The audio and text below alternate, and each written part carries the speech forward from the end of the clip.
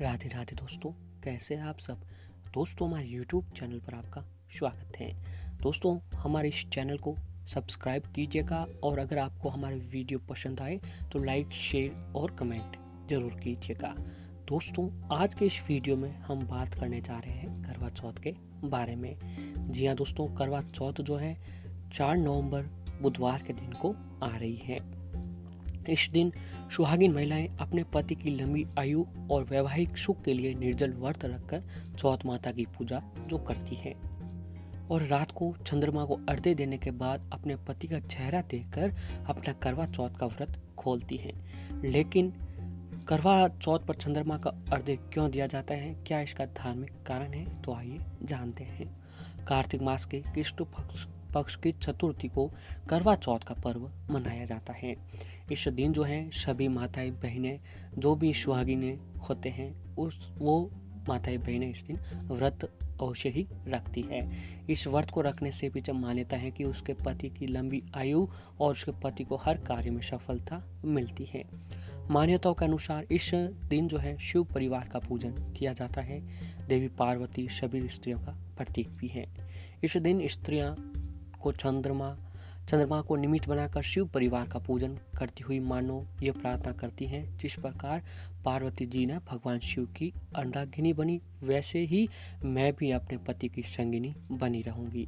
जिस प्रकार सती सावित्री का सौभाग्य अजर अमर है वैसे ही मैं भी इस जन्म जन्मांतर सौभाग्यवती बनी रहूं। इसी तरह मुझे श्री गणेश जी की तरह बुद्धिमान और कार्तिक जी जैसी बलवान देवताओं के हित की रक्षा करने वाली संतान हो। चंद्रमा को औषधियों का स्वामी और मन का प्रतीक माना गया है। चंद्र पूजन के पीछे दीर्घायु और परस्पर प्रेम वर्ती की प्रार्थना भी अमर रहे। करवा चौथ के समय आकाश बिल्कुल साफ पड़ा रहता है, जिस कारण चंद्रमा का अधिक प्रकाश पृथ्वी पर पड़ता है और चंद्रमा को मन का कारक भी माना जाता है। माताओं और बहनों का जो मन होता है वह अधिक चंचल होता है। स्त्रियों का मन बहुत ही अधिक चंचल होता है, जिसके कारण करवा चौथ के दिन चंद्रमा की पूजा करके उसे अर्घ्य दिया जाता है। इसके अलावा कार्तिक माह में हेमंत ऋतु में आता है। तंत्र शास्त्र के अनुसार इस ऋतु में सममोहन कर्म करने का विधान है और तंत्र शास्त्र में शुक्ल पक्ष की अपेक्षा कृष्ण पक्ष की अधिक महत्वता बताई गई है। चंद्रमा को दोस्तों जागृत देवता भी कहा जाता है, क्योंकि इसे जो है हम सभी लोग प्रत्यक्ष रूप में देख सकते हैं। इनके साक्षात दर्शन जो है सभी कर सकते हैं। इसीलिए शाम के समय चंद्रमा का पूजन करके अर्घ्य दिया जाता है और करवा चौथ का ये पर्व सुहागिन स्त्रियों के लिए अत्यधिक महत्वपूर्ण बताया जाता है।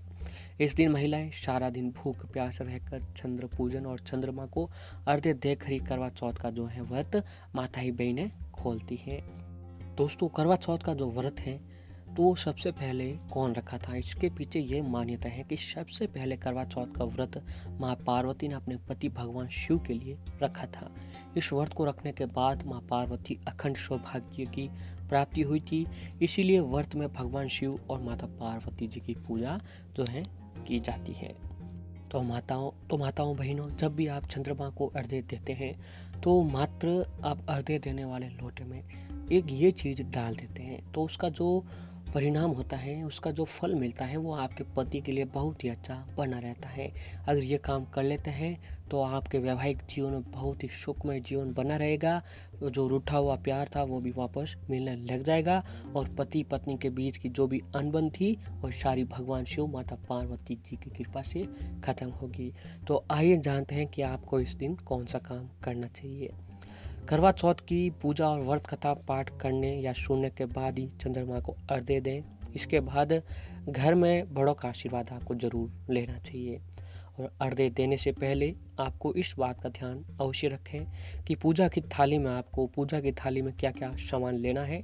इसके लिए आपको छलनी, करवा, मिट्टी का टोंटीदार करवा और ढक्कन, दीपक, सिंदूर, फूल, फल, मेवे, रुई की बत्ती, कांसे की 9 या 11 तिलियाँ, नमकीन, मीठी मठियाँ, मिठाई, रौली, साबुत चावल, आटे का दिया, अगरबत्ती, तांबे या स्टील का लोटा जो पानी से भरा हुआ होना चाहिए, 8 पूरियों की अठावरी और हलवा और सारा सामान हो तो उसे लोटे 2 रखें।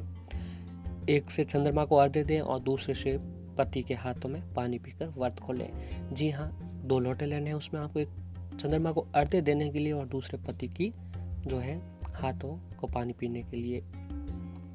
इसके बाद पूजा करते समय लाल रंग की ओढ़नी ओढ़ें और जब चांद को अर्घ्य देना हो तो भी इसे ओढ़े रखें। चंद्रमा को अर्घ्य देने के बाद छलनी में दिया रखकर इसे चंद्रमा के दर्शन करें और फिर छलनी से ही पति का चेहरा भी देखें। इसके बाद चंद्रदेव से मन ही मन पति की लंबी उम्र की कामना करें और फिर पति के हाथों से मिठाई और पानी ग्रहण करके अपना व्रत जो खोलें। अब आइए जानते हैं कि आपको उस पानी के लोटे में क्या चीज़ डाल देनी चाहिए जिससे उसका जो है आपका परिणाम, वो अर्घ्य देने का परिणाम होता है, वो बहुत ही अधिक मिलने लगेगा आपको बस ये करना है। माताओं बहनों ध्यान से सुनिएगा कि चांद को जब अर्घ्य देते हो तो उस पानी के लोटे में आपको जल की कुछ गुलाब की पत्तियां डालनी होगी। जी हाँ, उस लोटे में थोड़ी सी गुलाब की पत्तियां ले आनी है और उस पत्तियों को आपको उस लोटे में डाल देनी है। इससे शुक्र प्रसन्न होंगे और आपका वैवाहिक जीवन सुखमय बना रहेगा।